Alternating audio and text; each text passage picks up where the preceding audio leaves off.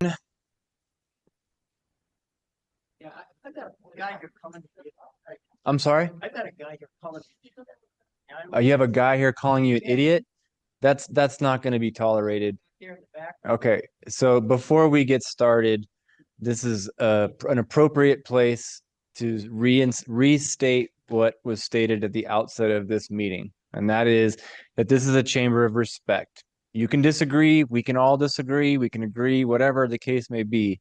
However, that's not going to be tolerated. Okay, we have a process, we have procedures.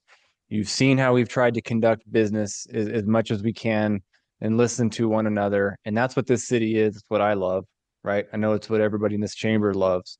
And so I ask, and I'll restate, as I said at the beginning, as we get into this, everybody will have their 3 minutes. Okay.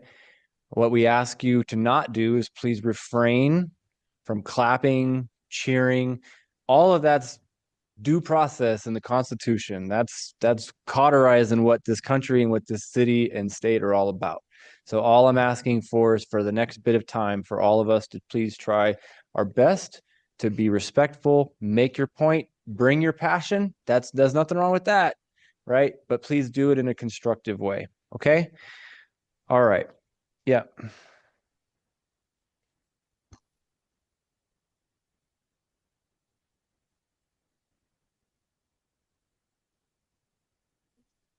All right. So I have a list of folks who have signed up. If your name is not on this, don't worry. You'll have every opportunity to come in and testify, as well as the folks who are still with us online. One last reminder is that if you have submitted written testimony, we've read it. We read it over the weekend. We had another 99 pages that was dropped on Friday, and we've read this material. You have every right to testify, however. Okay, so don't think you don't.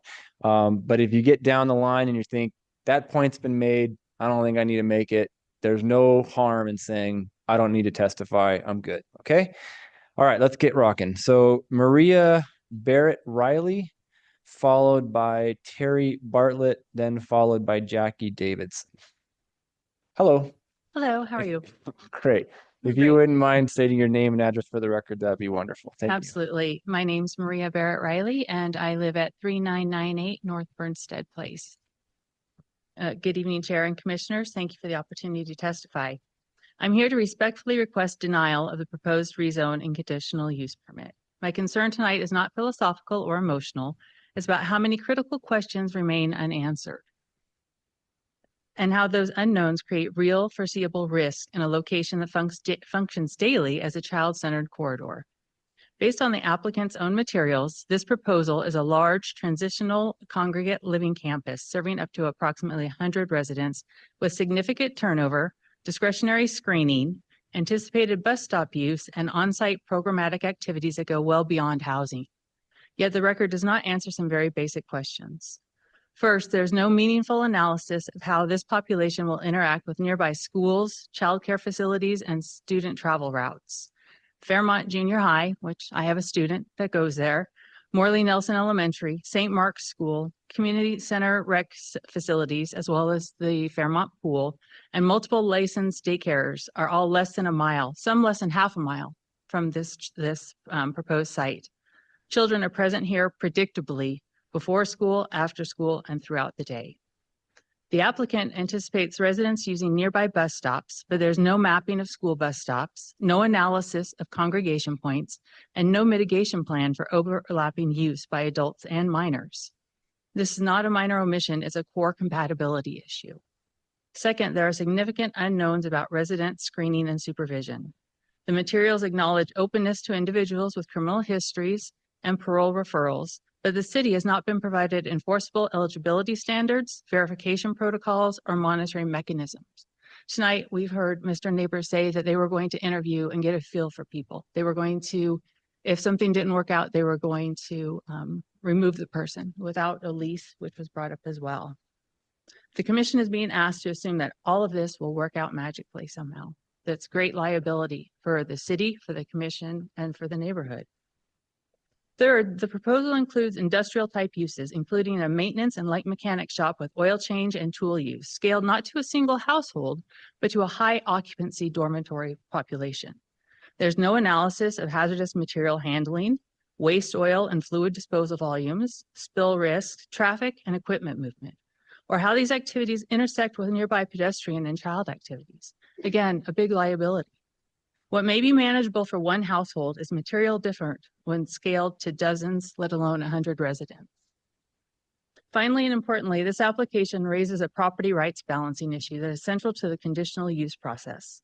The city is being asked to significantly expand and use rights of one property owner while potentially diminishing the quiet use, safety expectations, and enjoyment of property held by dozens of surrounding homeowners, schools, and childcare operators.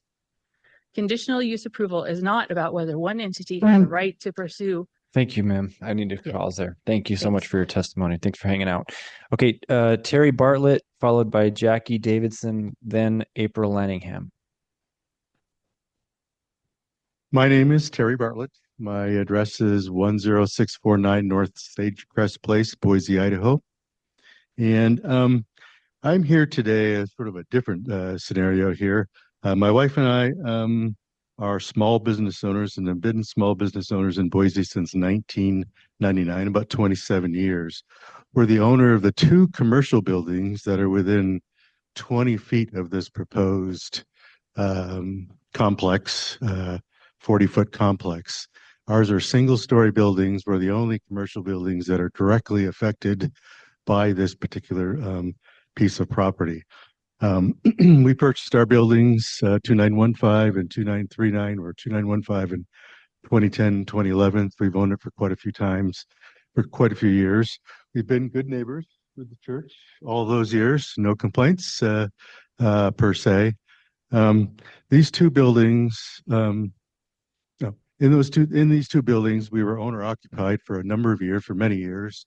We just sold a couple years ago our business, and we still we've kept the two office buildings, and it's our key retirement income now and in the future. So I think the chair mentioned in one of the earlier discussions about property values and the effect on property values. And we're deeply concerned about the proposed 40-foot, three-story complex will affect our property values, and the both now and the future sale value, as well as trying to secure quality tenants for our commercial buildings. I mean, who's going to compensate us for the loss, the value loss in future means of our buildings? There's proposed 100 men coming and going, maybe a month at a time in this particular building within 20 feet or 30 feet of our building. So we have deep concerns about the value of our property and our tenants that I don't think has been addressed. It was said that this proposed building is compatible or zoning change. We don't believe that's true with our commercial buildings that are right next door. So we're not sure who's going to compensate us. Mr. Neighbors is more than welcome to buy each one of our buildings for $1 million each, and then he can use those as housing, and he would probably save himself $4 or $5 million from building this complex if he wants to. The 40-foot, potentially 40-foot, three-story complex doesn't fit with our commercial buildings. You can see the picture of it, 20 or 30 feet away. We'll be looking at this skyscraper thing. There is no other three-story apartment complexes. The apartment complexes behind us are two-story, across the street are two-story. So Thank you, Ms. Bartlett. I have to cut you off. I apologize. 3 minutes goes fast, but Sorry. thank you. Appreciate it. It's okay. Jackie Davidson, followed by April Lanningham, followed by Timothy Terry. Hi. My name is Jackie Davidson. Thank you, Mr. Chair and Commissioners, for all the work you do. My name is Jackie Davidson. I live at 8107 West Canterbury Court in Boise. I'm here in opposition to the rezoning and conditional use of this facility. And I'm not really against what they're doing. It's the location.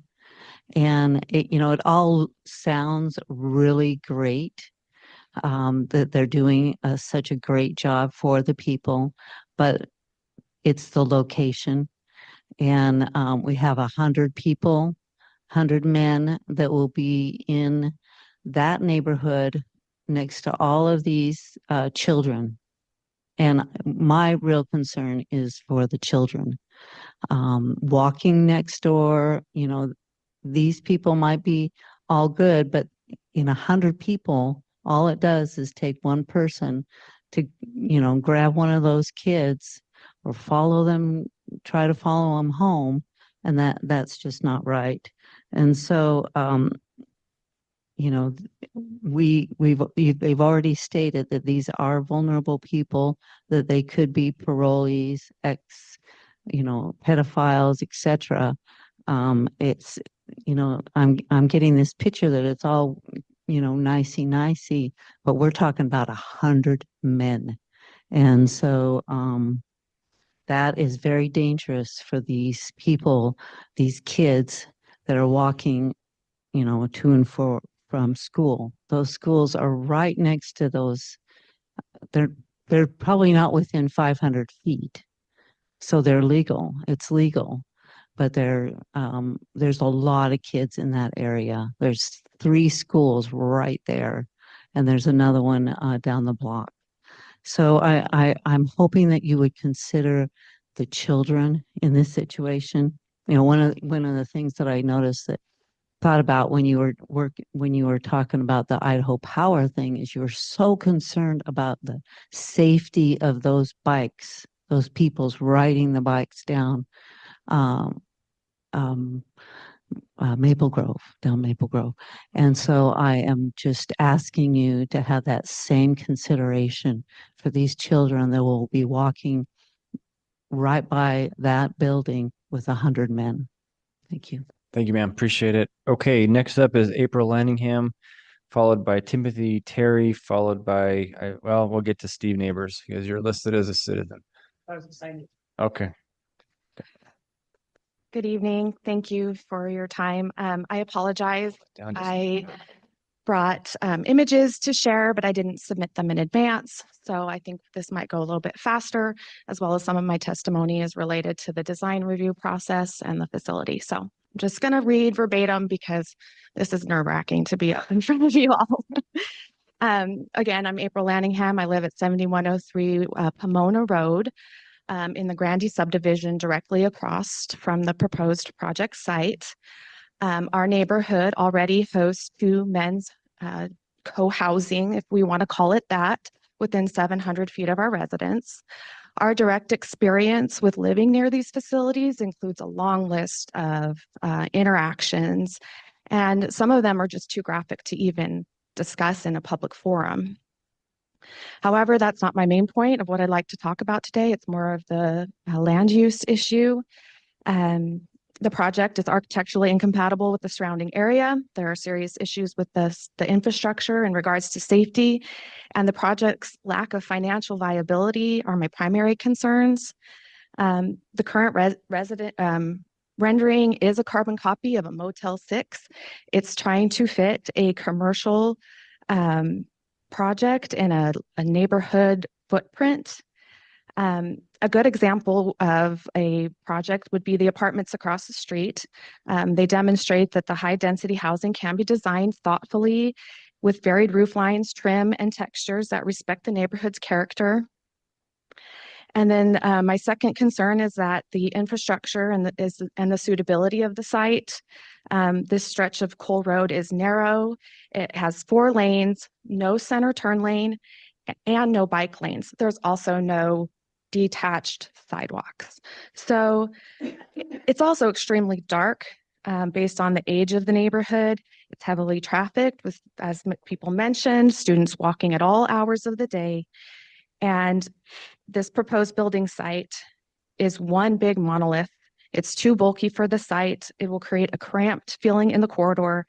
in an already congested area. One image was a screenshot of the street view, and you can see if you're at the street level, how tight the corridor already is.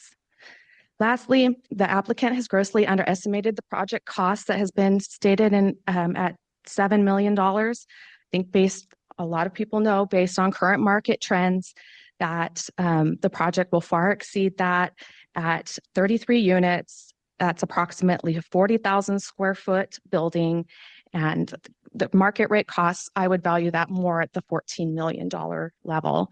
The applicant has said that they will be relying on donations and work in kind to fund the project, but that is not a prudent or realistic strategy for a project of this magnitude. So again, the lack of realistic funding plan, documented safety concerns in the infrastructure, and the architectural incompatibility demonstrate why this project is Thank you, not ma'am. well thought out. Appreciate it. Despite the nerves, you did well. Thank you. All right. Timothy Terry, followed by Carol Gross, followed by, I think it's Brian Anderson. Anderton. Hello, sir. Hello, thank you. My name's Timothy Terry. I live at 6060 West Target Street here in Boise. I've been a member of Church of the Brethren at Mountain View since 2006. Seen a lot of changes in our church, and we have that property in the back for quite a while with just weeds. Sometimes people would come in there with their four-wheel drive and have a good old time.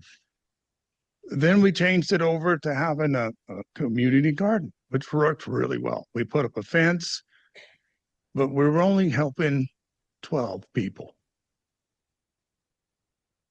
So we thought there's got to be a better way that we can help more people with the land that God has given us. And so right now in our current economic climate, it's become more and more difficult for men like myself to afford an apartment. I make $18 an hour, which equates to about $2,400 a month.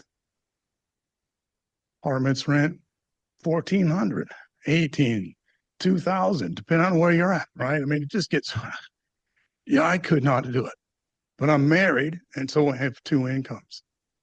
So I can afford where I live. But there's a lot of guys like me that simply can't afford it. They don't have the money.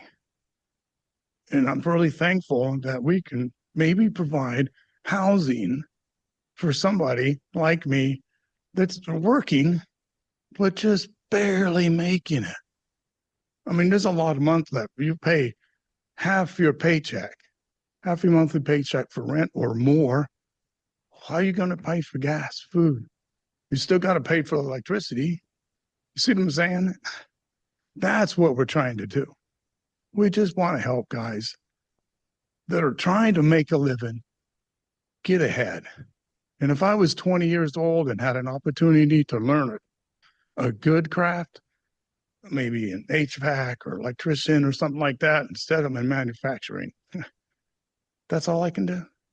But if I was 20 years old and I can learn a skill set that would give me a trade and therefore be able to earn more money, then I can afford a better apartment or maybe someday buy my own house. That's what we're trying to do. That's the basics. Thank you all. Thanks, sir. Appreciate you being here. Okay, Carol Gross, followed by Brian, I think it's Anderton, and Kimber Green. Hi, Hello. my name is Carol Gross, 2108 West Aldbury, Nampa, and I am also a member of the Mountain View congregation. So to me, the question really becomes, am I my brother's keeper? As a Christian woman, the answer is yes. I have compassion for many young men who have in the past made poor choices and want them to be able to have a new start. I'm going to be supportive of a program that offers educational opportunities, job skills training, Christian mentoring, in addition to housing. These men don't need additional justice. They need compassion. They need opportunities to make progress towards their individual goals and become productive community members. I would ask that you support the Christian Safety Net Academy. Thank you, Ms. Gross. Appreciate it. Okay, Brian, I think Anderton.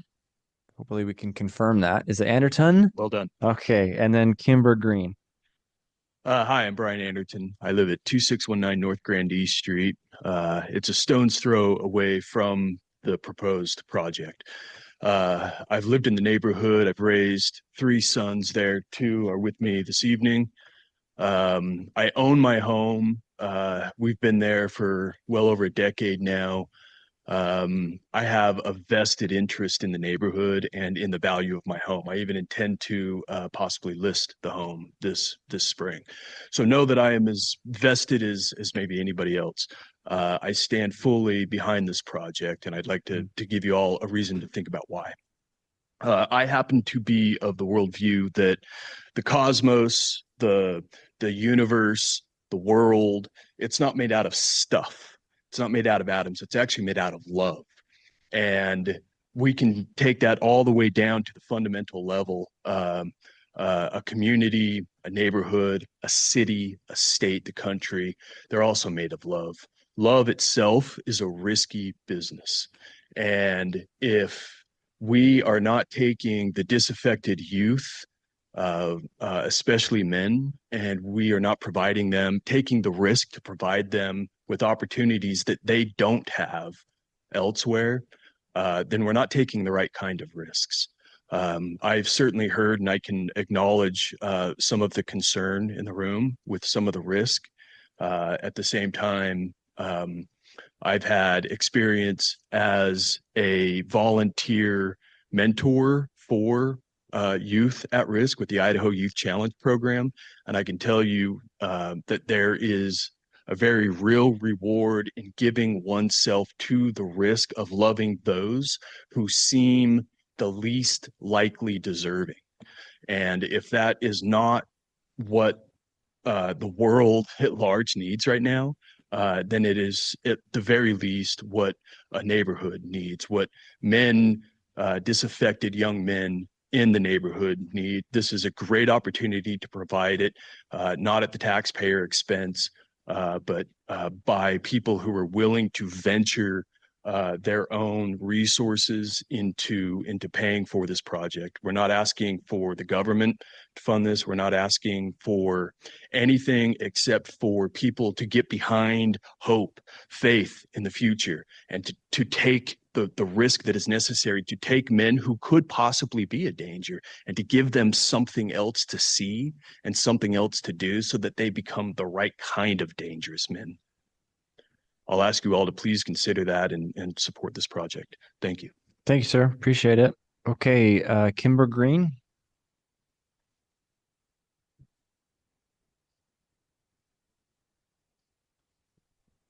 Hi. Hello, commissioners and Mr. Chair. I think I got that right. I'm Kimber Green. I live at 4140 North Mountain View Drive. And I've been making some changes and cutting things out, so I'm just going to read them here, trying to shorten it up. I have some observations and concerns that I haven't seen clearly addressed in the record or reflected in the proposed conditions. One thing I've struggled with is understanding the enforceable limit on how many men would live in the dorm. I've heard up to 100 referenced, and tonight it was described as rooms being individually rented, but I'm not clear how or whether those details are actually locked in as conditions. Other group homes in the area house multiple men per room, some up to 4 per room. It's just difficult to understand the true scale and intensity of what's being approved or how it could function over time. Another concern I have is about how the compliance would be monitored over time. I understand that intentions are good, but I don't see clarity around reporting, audits, what would happen if the operation doesn't function as described. My concern isn't really about today. It's about what happens if circumstances, leadership, or the resources change. Related to that, it feels hard to evaluate the potential impacts because key operational details aren't yet defined.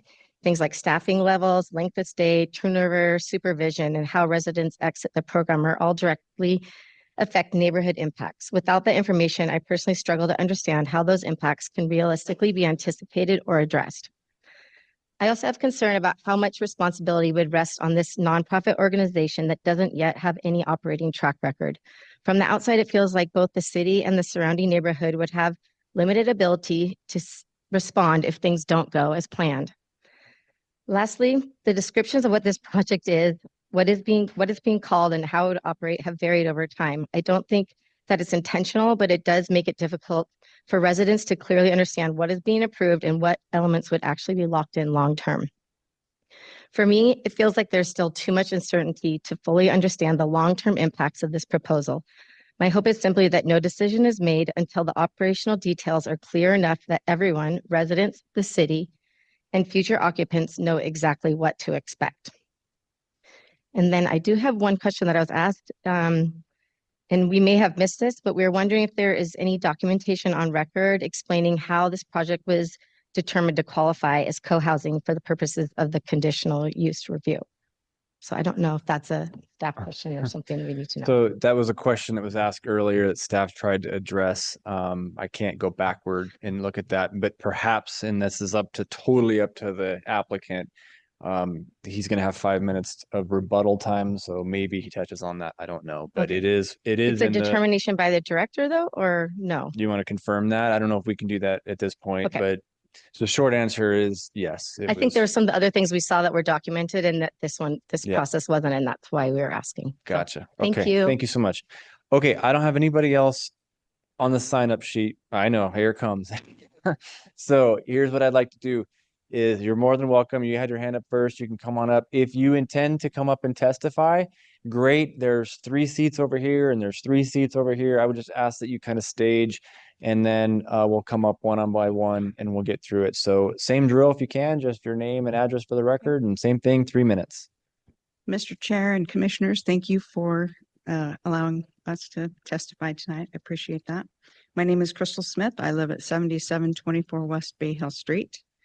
And I think now that I wasn't going to speak, but after listening to what's been going on tonight, I think you can all now see why, as neighbors, we have a lot of concern about this project, because we've not been able to pin anything down. Like Kimber said, there's nothing concrete. We don't see anything, any plan, any safety plan. There are actually 3,200 children in the schools around this area. And we really do have a disproportionate amount of sex offenders in that area. Mr. Neighbors mentioned Iron Sharpens Iron and the halfway house that's behind the church. They're affiliated with Iron Sharpens Iron. If you go out to their website, you'll see that is listed on their website. That is a home that does have sex offenders in it, and it is managed by a sex offender. It's owned and managed by a sex offender. So you can see where our concern has kind of come from in that respect. I also, being where I'm at, I live very close to the Rising Sun Sober Living. They have 34 rooms there, and of 4 men, and of the 34 men that are there, 26 of those men are sex offenders. I just checked the registry this last week. And that's not all of them. I mean, you'll just have to look at the zip code. So my question would be to you guys, has the planning and zoning staff assessed the mitigation necessary in a scenario where nearly all of the 100 residents are either on parole or registered sex offenders? Thank you for your time. Thank you, Ms. Smith. Okay, let me go this way and then I'll go over to the 2 gentlemen this way. All right.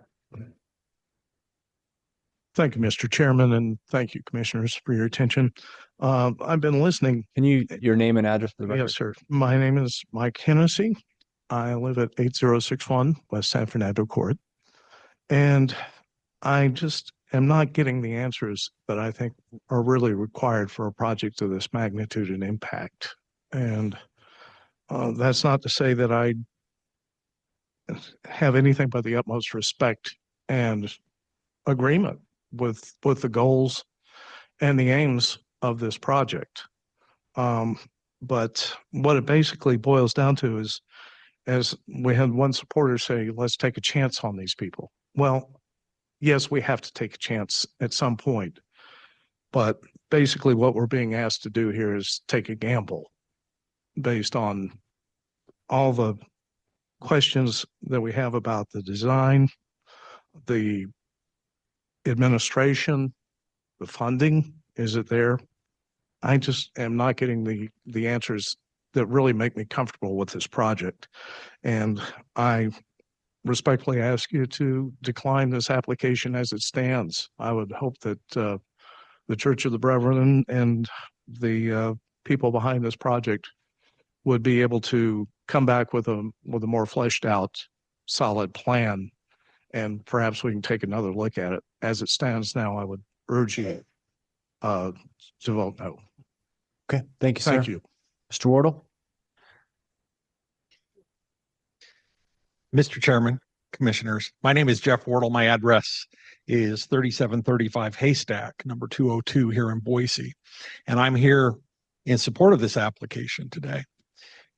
Many of you may remember 3 years ago, I stood in front of you at P&Z as we were going through the modern zoning code, and due to the work that I had done on certain other applications, reiterated the fact that we have to adopt standards that allow housing of all types to be constructed of right.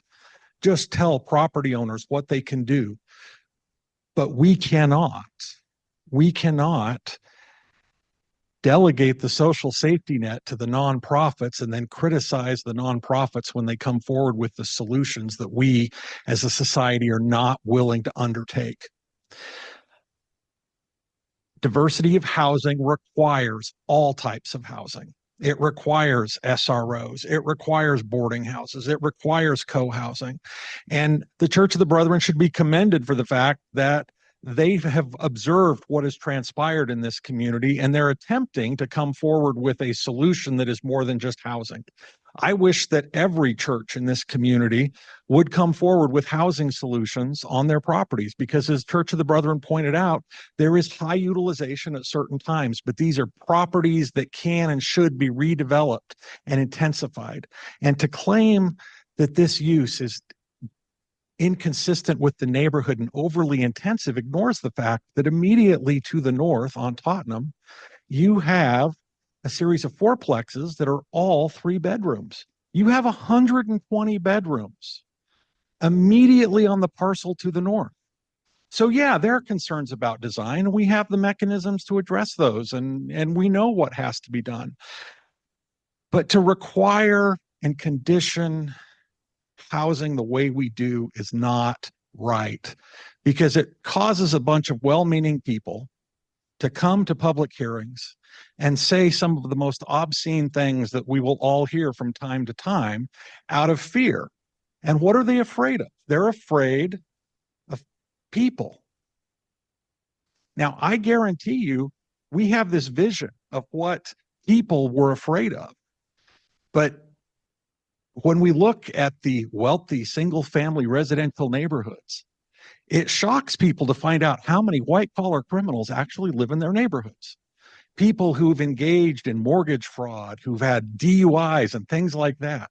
So we should not be judging housing based upon who lives in it, because each and every one of us need shelter. Each and every one of us need a place to be there. And we should be making it easier to do all types of housing, especially housing for those that most critically need it. Thank you. Thank you, Mr. Wardle. Okay. And anybody else who wants to come up, please occupy these first seats. Thank you. Come on. Thanks. My name is Steve Mason. I live at 2414 North McKinney Street, which is just right around the corner from this proposed site. I'm not going to repeat all the other things people have repeated. I agree with a lot of the concerns around child safety, a lot of schools in the neighborhood, all that. Instead, I'm just going to focus on the lack of planning. I think that it is not a well-formed plan yet.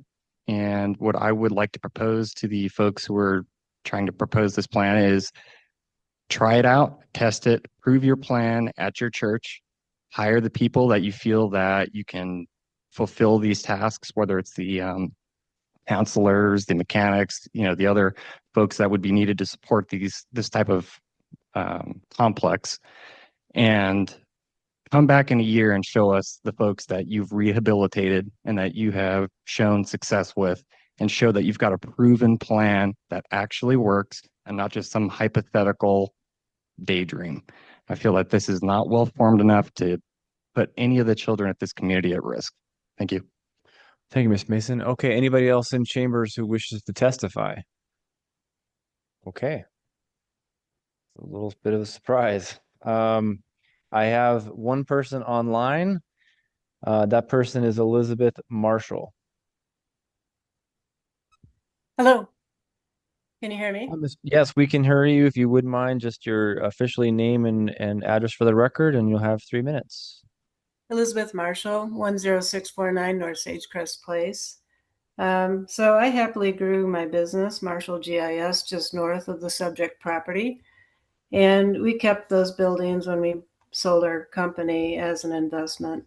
You know, the apartments to the west that were just mentioned, they did have a lower income residence. We picked up a ton of garbage, drug paraphernalia, alcohol cans and bottles, and we had a fair amount of vandalism. And over the last few years, the apartment residents have become moderate income, and the neighborhood has felt significantly safer. From what I'm seeing, and as a business owner for 30 years, this is a very ill-conceived project with virtually no business plan. It will not solve the broad-scale social issues that were represented tonight. It looks like and sounds like an experiment. And so I'm asking the city to please let this neighborhood continue its upward trajectory, and please deny this poorly thought out project that, per their own words, could house 100 sex offenders or 100 parolees or 100 addicts. And it even was mentioned that they're going to house the right kind of dangerous men. And I'm thankful that I don't live right in this area. It's scary enough being a business owner, owning the buildings just to the north. And it's interesting too that this neighborhood has a lot of potential. For some reason, you know, we weren't allowed to even put up a little sign that let our tenants more clearly identify where to come to find their Edward Jones, for example. That was denied, but that they're considering this sort of development with this sort of planning is amazing to me. I think there's a very nice neighborhood all around this property that's going to be damaged for a long time. I really asking the city to reconsider this poorly planned project. Thank you. Okay, thank you, Ms. Marshall. All right, I have a few other people online, one of them named iPad. Anybody else online? Nope. Okay, anybody else in chambers that wishes to testify? Mr. Chair, we have someone online. Oh, Pam Romer. Hi, Pam. Good evening. I did If you wouldn't register. mind, just name and address for the record, and you have 3 minutes. Pam Romer, 7458 West Tottenham Lane, right next to the proposed building. I do understand the need to provide more affordable housing, though I think it should be for all, not just one limited type. I am opposed to this project as it is presented. I would prefer a smaller footprint, especially since it is a large restricted supervised short-term housing development. There are so many questions and a lack of transparency, which does not help with trust or solving issues. My question was, is this a school campus or a multifamily residence restricted to men-only development? Well, that got answered.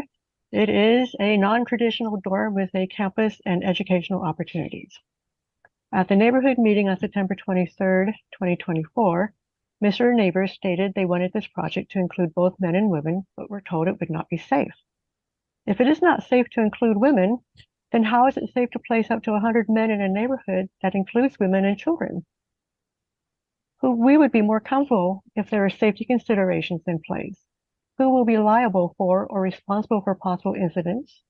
Is it possible for insurance to be required for a structure such as this that claims to be a school campus to cover student-related incidents in the neighborhoods, addressing property damage or injuries from student actions? Maybe some kind of on-site security or placing those blue light emergency phones throughout the neighborhoods, just like on campuses. Will the on-site managers be paid staff, church members? Is this a permanent residence for the managers, or will they rotate in and out? One student in each of the 3-bedroom dorm units will be a keeper of the peace. How is that determined? The project comes across as a plan in progress that changes constantly. What happened to the Christian safety net program he was talking about? I have not found it anywhere online. I only heard about it when he spoke about it in his presentation. What experience do they have with this program? Successes? Will there be data tracking? Will this be shared? Perhaps Boise City Council and the church could work together to address these concerns and encourage community engagement by drafting something similar to what was developed with Interfaith Sanctuary. Some possibilities to help with transparency and safety concerns, developing policies with input from the program, board members, neighbors, and agencies, such as law enforcement for security and pedestrian safety plans, providing a point person for issues or situations for resolution or growth, conducting monthly meetings between the dorm management, board members, and neighbors, or the West Boise Neighborhood Association for community engagement, sharing operation plans for transparency, making monthly reports to the city along with actions taken for resolution. It really sounds like a good program, but it just seems so vague and changing all the time. So thank you for listening to our concerns, suggestions, and thoughts that will have an impact in our neighborhood. Okay, thank you very much. Anybody else online? There's only a couple more folks there. I don't see any other hands going up. Okay, one last call for anybody in chambers. Everybody's ready to go home. Got it. Okay, well, with that, we'll go ahead and bring the public testimony to a close, and the item is now before the commission. So we have a couple of options. We could, in my opinion, I think we should kind of do what we did before, which is handle the rezone first and then the conditional use permit. Mr. Chair, I think the applicant gets to rebut Oh, first. yes. Thank you, Commissioner Torres. I need to go home, or I need to eat one of those espresso balls over there. Sorry, let's open it back up. I'll race through this in 5 minutes. Yeah, you got 5 minutes. Thank you, sir. First, I'm a business and income property appraiser, and I'm an A-bar. Yeah, can you pull that a little bit closer? And an A-bar, your property will not go down in value wherever you are. And I'm happy to prove that. Two, I didn't put a whole lot of stuff into a lot of design. I didn't pay the architect more than $2 million. No, I didn't pay him. I didn't, because I know that goes through design review, and we're going to build a nice building. And I know design review will tell us what to do. I was a contractor for 30 years. I understand costs. Costs are now 2 years old. I know I have to update those, but I've worked with over how many of the probably 45 different contractors. I know I have helped contractors with over I guess the highest one was get out of $50 million in debt. I have a lot of contractor connections along with my own experience, and I can pull this in the budget I set. For someone to tell me I don't know what I'm doing, that's not right. There is metrics. We have told you metrics. Within the pro forma that I've already developed, there's full-time career counselor. It's probably going to be 3 different ones at part-time. I've got their rates already built in the pro forma. I've got an on-site manager, not a distant property manager, and I have an assistant property manager in it. I don't think my pro forma is really this isn't the place for me to go through all my costs in pro forma. That's for the bank, that's for the investors, that kind of stuff. This is not a halfway house. I keep saying that. Answers, I don't know what more they need at this stage. I'm trying to get approval before I go into more detail. Let's see. Men and women, we just thought we'd start. If we, we'd love to have men and women. We'd love to have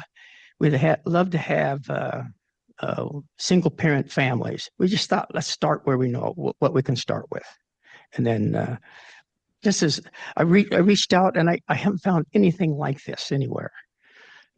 But I'm trying to set a standard for the churches to come to the table. I don't know how to deal, what is it? Misogynist, misogynist. Is that the term? And I don't know how to deal with people that have a fear for men. All of a sudden, if you get 20 men together, 50 men, well, where is the limit of fear? All of a sudden, the fear level should go up. I don't know how to deal with fear other than we're not looking, I keep saying we're not looking to be a prison release place or a halfway house. We're trying to help young kids with a senior to help them just learn life and work skills. There is paid staff and there is metrics. And I even had a slide on some of the metrics we proposed. And with that, I don't know what else is was there any other questions? I think we're in good shape, Mr. Neighbors. All right, And thanks. sincerely, thank you. I know that this hasn't been easy and appreciate you being here tonight and going through this process. Okay. Commissioner Torres, am I going to mess up again? Probably. All right. With that, now we'll bring this to a close and the item is officially in front of the commission. And so we have two specific actions. One, we are a recommending body to city council, and that is for the rezone. Then the second is we are the decision-making body for the conditional use permit. So CAR 24-18, the rezone. Why don't we start with that?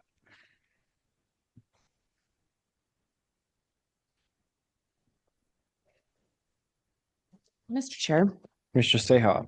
I would like to make a motion that we propose I might get this wrong, that we recommend approval to City Council on CAR 24-18, which is the rezone. With the terms Based and on the conditions. terms and Okay. conditions. Perfect. Thank you, Commissioner Seha. Do I have a second?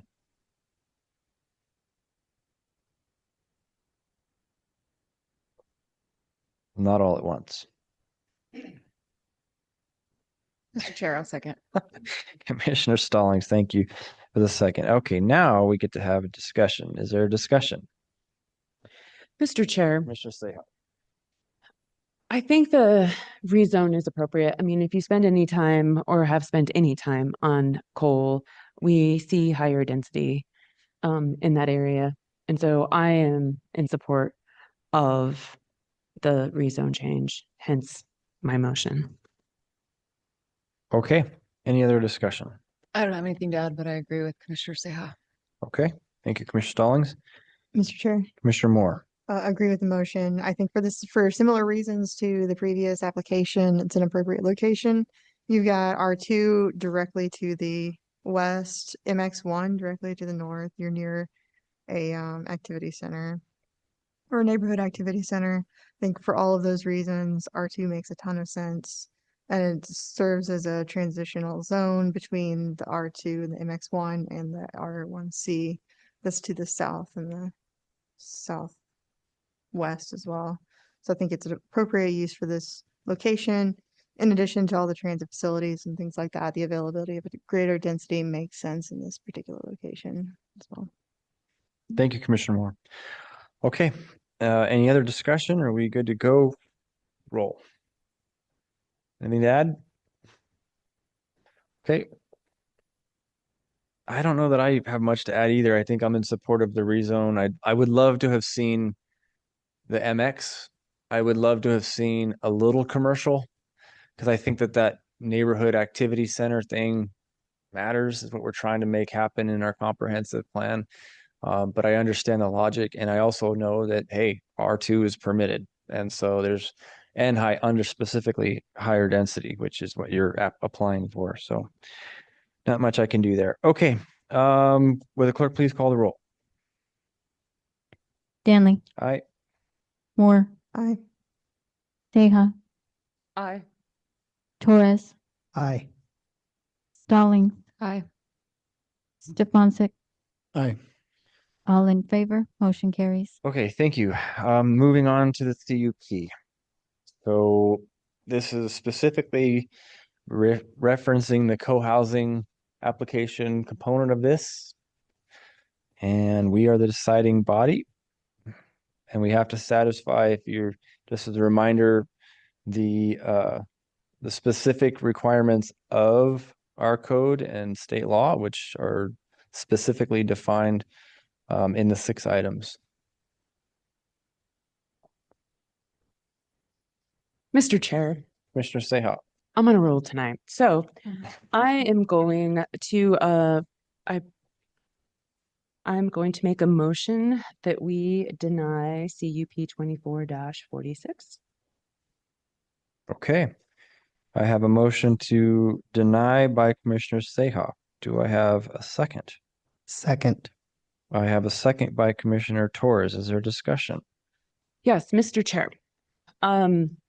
I struggled with the CUP as I don't think that we have sufficient information on the co-housing services provided and associated program to fully address the following criteria under the CUP.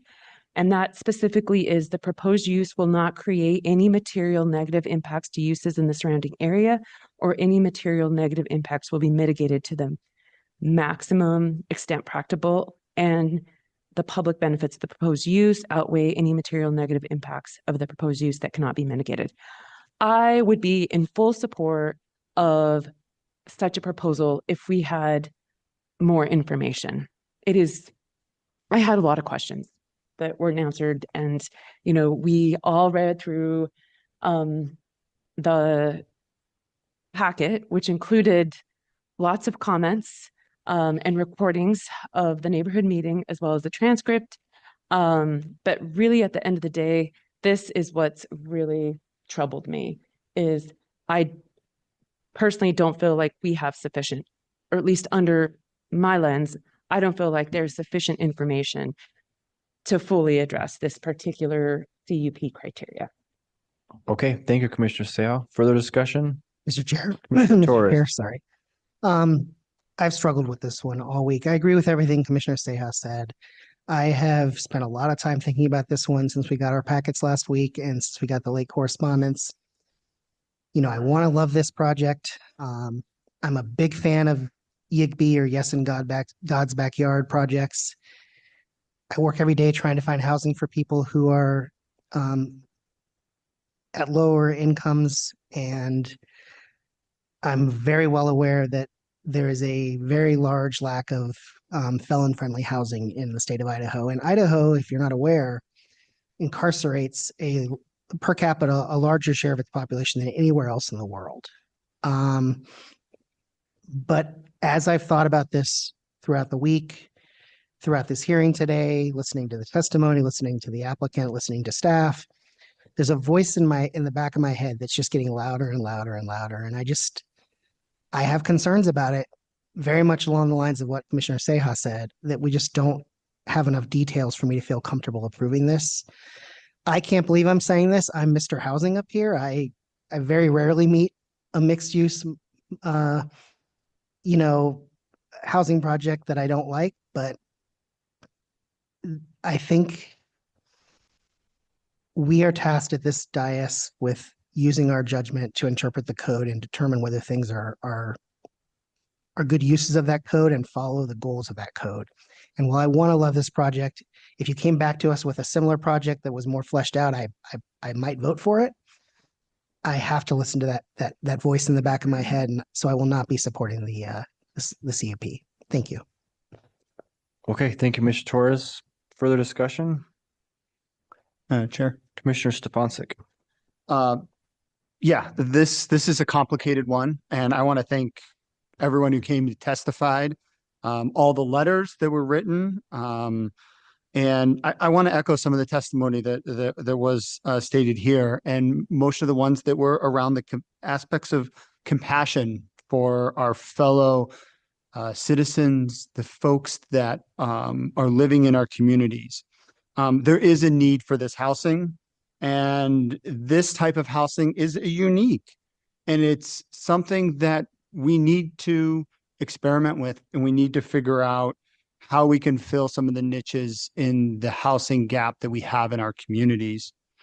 And there is still a lot of things that need to be figured out in this. The things that are listed in the decisions that we're making here are clearer to me maybe than other commissioners here. And the co-housing piece, as I read in our planning documents and things like that, that seems clear to me. I'm familiar with university housing, and it seems very similar to that. Maybe different individuals would maybe fall into that category, but a college student would probably fall within this category too. So I think of, right, many folks here, as we're talking about, we're thinking of folks that have a criminal record in this. And I would encourage you to think of folks that maybe don't have a criminal record in this, that might use this housing, right? So I'd open our minds to that. And because it is unique, yes, there will probably be some challenges and things, but I think we have to make some steps forward, and we need to try some things. And you know, and I know how challenging it can be for an individual, you know, who is struggling, and that they potentially experience homelessness, and the challenge of getting rehoused after not having housing is so challenging. And to offer this and this opportunity for an individual who, you know, has a job, right there, they do pay for this housing in according to the plan, and try to find and give them opportunities for next steps. I think we need more types of housing like this. So I will not support this motion to deny it. I would be in support of this if that was the motion. Thank you. Mr. Chair. Mr. Stalin. I just, you know, this is a remark, it hits close to home. The intent and using worship space in this way is remarkable. I do have concerns that doesn't have proof of concept yet. By your own testimony, you couldn't find a similar concept that's had success. I'm on both sides of this. This one's probably the hardest one I've seen. I love the food pantry. I like that it's housing for men. I think housing for men that are in a risky situation is so almost impossible. And I like that it was adaptable. Like we could move into something else, but we want to start here and move towards something. I apologize for being emotional with that. I would love to see this proof of concept come to fruition and have more worship agencies follow this lead and follow this model. But I really hear the neighborhood concerns, and yeah, unfortunately I'm going to support the motion to deny. But I really appreciate this application, and I think with a little bit more organization and transparency, this would be a really remarkable project. Apologize. You don't have to apologize. It's not always easy. Commissioner Moore. Mr. Chair. So I am not going to be in support of the motion. And I think the main reason I'm struggling to find a requirement specifically for us to delve so deeply into the operations of this facility. And I know there's a certain level of health, safety, and welfare that I think is generally governed by just kind of state and federal laws, just like any multifamily development would be. You know, a multifamily development would not be under such scrutiny. And I don't see, you know, a requirement for, you know, under the definition of co-housing, under some of the specific standards, a requirement for such scrutiny. In fact, I mean, the definition itself is pretty reined in to a great extent. Once you kind of remove recovery residence is not applicable, remove boarding house is not applicable, which I think we can agree that that's the case. It does fall into this co-housing piece. And while co-housing is, you know, also kind of that 4-bedroom, 4-bath style deal that you see around BSU, it can also fall into, you know, so for example, this use includes but is not limited to single room occupancy facilities, student housing, and both nonprofit and for-profit housing cooperatives. So it can fall into this use specifically. And so for this reason, it's on the transit corridor. It's for all the reasons that I think the R2 zone is applicable here. I think that this use is applicable as well. You have access to transit, you have access to, to retail, you have access within walking distance to all of these things. And I think that that's what makes me in support of this particular motion for this particular use here.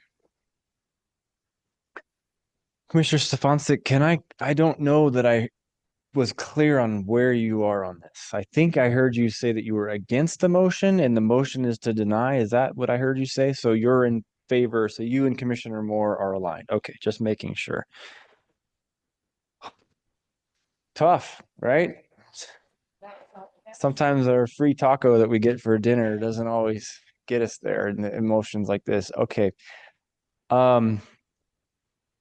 This is a doozy of an application because you're not a halfway house. You're not a recovery center. You require rent. So you are very much like an apartment complex. But you've also gone on record courageously to say that we're not going to deny folks as long as they pass our standards, right? Who might be on parole, who might be coming off and being in recovery, or who might even be a registered sex offender. From my vantage point, the problem I have is you have up to 100 bedrooms.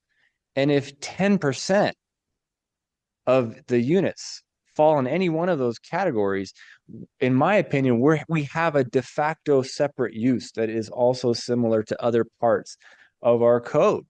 And now you're a different animal and we have different requirements. And because I don't have that written anywhere on a cap, a maximum, something like that, I don't have the determination on if things are being mitigated in the right way, which is the fundamental question that we have to ask about a conditional use permit. However, I don't think we should deny you. What I do think we should do is defer you if you are up for it. But what I would ask of you, if you are up for it, and assuming the commission is up for it, if we did defer you, the problem I have is this has a fair amount of work to do still to get over the finish line. Okay, I can't just tell you one thing. And Lord help me, I can't believe I'm going to say this again, but I'm going to. Security plan, operation plan, because of what you are admitting, again, courageously, what you're allowing to do, which is great and necessary.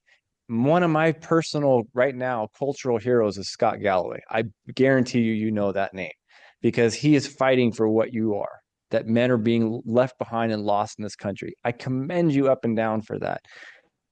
I would point to you in our late correspondence direction, and it was from our very first person who testified tonight, because in her letter, she gives very specific recommendations on what it would take for this application to be approved. Specifically, I'm not going to read all of them, but there's about 11 or 12 or whatever it is. A firm maximum cap, occupancy cap, and prohibition on exceeding it, right? List that. What does that look like? 24/7 on-site management when residents are present. That's a question I would have. You list that you're going to have on-site presence there, but what does that look like, over time, multiple people? And part of my concern is, like you even said this, and I wrote this as a quote, that sometimes people need to be handed a firmer hand. What does that mean?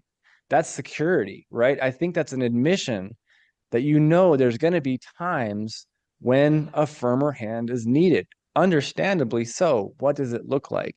Because this isn't the same as an apartment complex, by your own admission.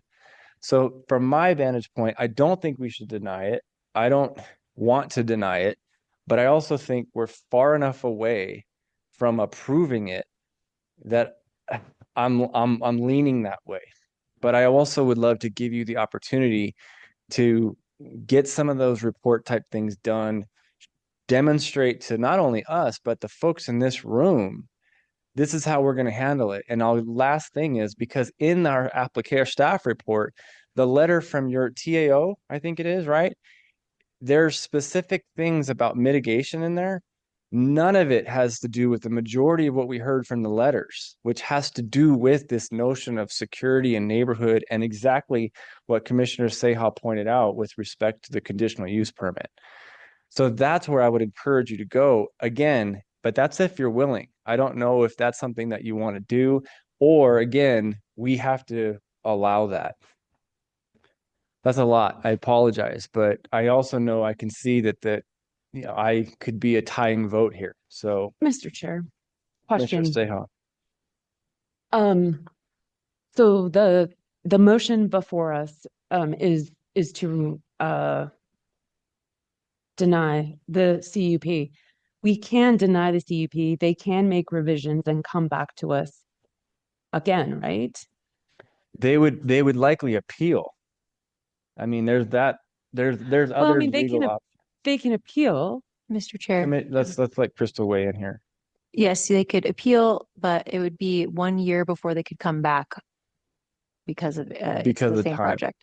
Right. So there's a minimum 1 year wait time before coming back. If they don't, or if they're awarded the appeal. If they wanted to come back under different circumstances, but under the same application, right? But in front of us for CUP. Mr. Chair, if the commission denies this evening, it would be 1 year before they could come back in and apply. There you go. So, Mr. Chair and Crystal, I apologize. I have not been lucky enough to be part of a hearing, an application where we have deferred and given them as long as they need to make necessary changes, improvements on an application.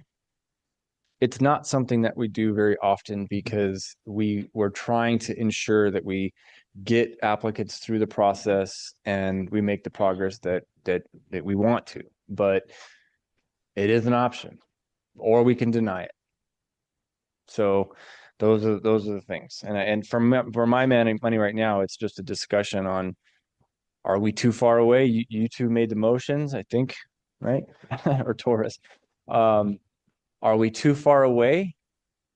Can we come back in a month and say, hey, this is the progress we have. Here's some of the things that are codified. That's where I'm throwing a huge grenade into this, I know. Mr. Chair, I think that would be my question is if we defer it, is there flexibility as far as when it comes back before us, or do they still have to wait the year? No, we can pick a time, an agreeable time, right? And they could come back as soon as that time affords it and there's an opening on our docket and present the changes that are made between now and then. And it would be no different than where we are right now. We would just have more information to weigh in on. We would have to open up the hearing. We'd have to allow the public to weigh in on what is being proposed. But nevertheless, that's where we would be. Mr. Chair, I'm not opposed to deferring, but I will say to the applicant, like there is, in my opinion, a lot of work to do. And as our chairman indicated, like, operations wise, or like the safety, whatever we need a little more detail. At least I feel like we need a little more detail in order to answer one of those main criteria points under the conditional use permit, according to our modern zoning code. And working with the neighborhood, right? So. Mr. Chair. Mr. Torres. I'm also open to deferring. I don't know if the best way forward here is for Commissioner Seah and I to withdraw the motion, or if it's for you to vote to deny it and we deadlock and then we discuss the next step. I don't know what the best procedure is here, but I'm open to whichever direction we need to go. Staff have a preference one way or the other? Then in that case, I guess I would suggest to the motioner to withdraw if you're open to deferral. Before you do that though, I want to make sure and ask again, are you open to a deferral?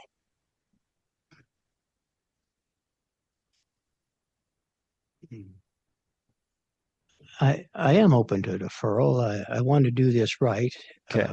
I haven't found anything that I can mirror out there in the country. I think the church is trying to pave new ground. Right. On the quote that you quoted me, there are just some young men that don't know discipline. I wasn't saying they were a safety hazard. And I'm open to a limit on anybody. I'm open to the limit. I think you're the one that spoke. Yeah. Am I open to that? And I said, yeah, I'm open to that. Okay. That's not our target. Right. Our target isn't those out of prison or whatever. So Okay. we're open to that that's limit. fair. At this point, I think you've answered my question, which is the answer I think is yes. So do we need to pick a particular date, Crystal? Or we do want to make it indefinite and the applicant can come back when they're ready to go? Okay, so then we can do that. So my only suggestion on the deferral, whoever wants to make it, if you come on and make it, Commissioner Sejo, you just have to pull back. Why don't we go ahead and do that? Mr. Chair, I'm going to retract my motion to deny CUP 24-46. Okay, and the seconders, I will second if it's necessary. okay, just to make sure. Just to add particular topics that they should focus on, particular areas, that's what I think the direction would be helpful. And I know that I'm confident too that staff will be able to help guide that as well. So, Mr. Chair, there is a section of code that requires that this body take action within 60 days from today, unless the applicant agrees to a deferral for a longer period of time. okay. What do we need? Just a 60-day, a declaration in the deferral that we take this item up within 60 days? No, that the decision is made within 60 days. So I might explore with the applicant if they are willing to agree to the fact that this might take longer than 60 days. Right. Okay. That fair? You understand that? Okay. Okay. Oh, good. You want to take a crack? Come on. I can't make the motion. I get the Mr. cover. Chair. I get the cover of the, yeah. Okay. I Commissioner make a Stallings. motion to defer CUP 24-46 for no less than 60 days. I don't even think that, yeah. Oh, extend it. Sorry. For at least 60 days. Crystal. Mr. Chair, I make a motion to defer. Defer the item. Okay, fine. Do we I have a might second? recommend making a motion to defer, understanding that the applicant has agreed that that next hearing may be longer than 60 days. Okay. Something along those lines. Want to try it again? Yeah. All right.